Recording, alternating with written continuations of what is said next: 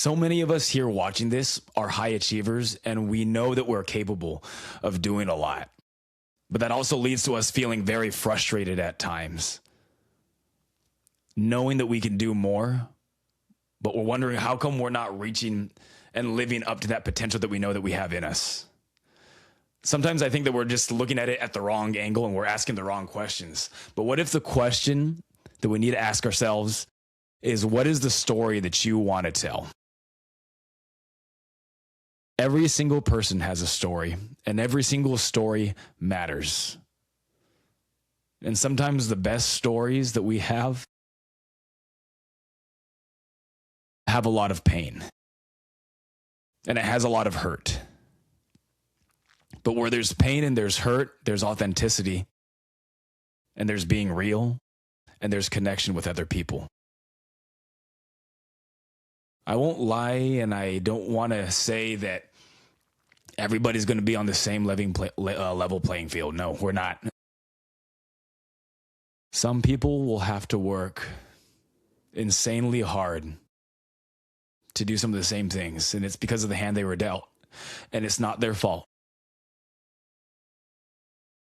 And although pain is universal, and we all feel it, our circumstances are unique to us.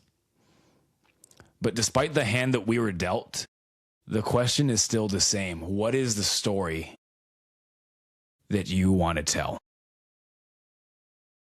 Everyone has a story. It doesn't matter who it is or what your upbringing was. But that story has potential to not just serve you, but serve others too. When I think of stories, I'm thinking of this one guy that I used to coach. And when I think about him, I think of being the most disciplined guy that I know. And if you heard of his upbringing, you wouldn't have thought that that was his upbringing. He used to be overweight. He told me how he would eat Pizza Hut. Pizza Hut. He would eat junk food. Wasn't doing sports.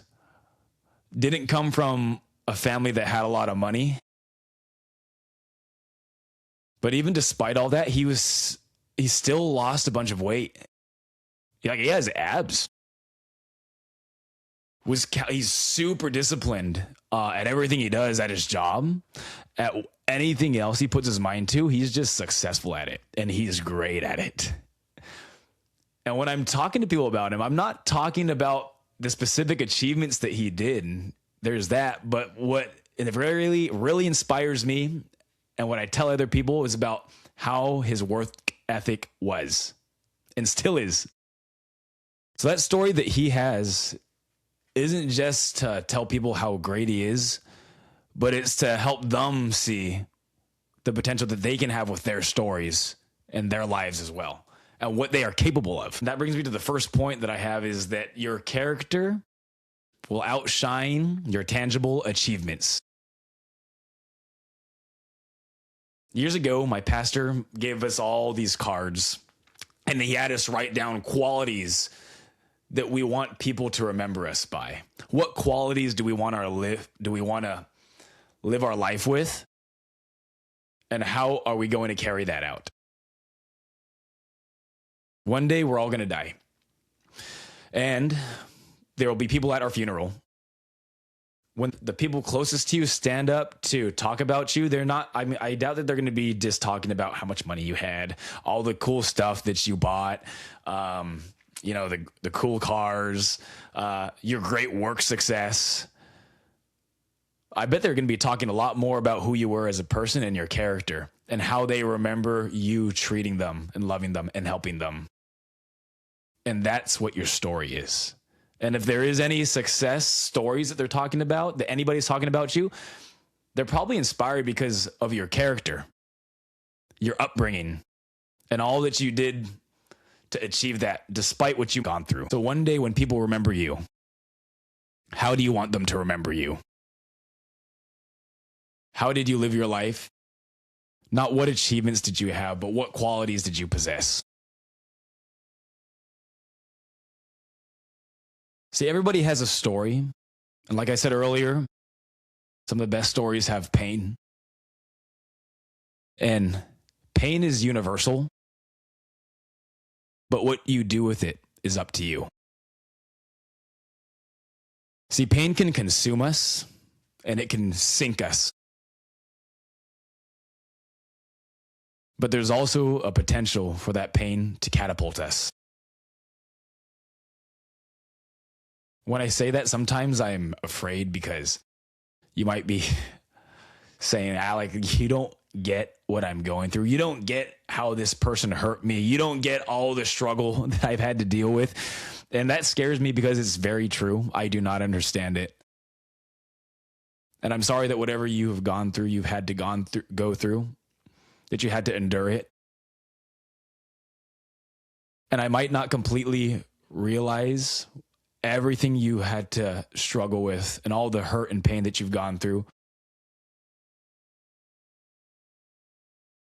But I can just sit there and be there with you in it.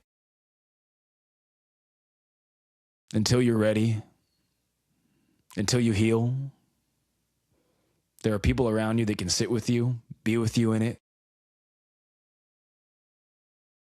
Even when it feels like there might not be anybody there too. There's going to be somebody. There's somebody there that'll get it. And what if you are the person that knows exactly what someone else is going through?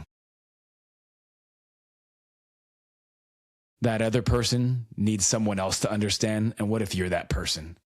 When we think of others and give purpose to our pain, that very thing that had the potential to sink us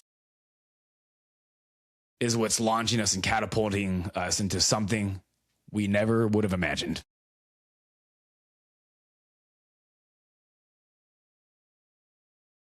So I would challenge you now, as if you had your own piece of paper or your own card, that you would write your own card of qualities, of characteristics that you want people to remember you by, that you want people to know you by. And you can start living that right now. See, stories are made to be told. And some of the most influential people in the world didn't go around narrating their own stories. They didn't go around writing memoirs. Some of them didn't. Not everybody did that. But they told their stories with the way that they lived. And people saw that. And not only did people see that, it impacted them. And maybe other people will see how you live. And maybe it's just that positive impact that you left on others that will tell your story. And those others that were impacted by your story, maybe they're the ones to tell it for you.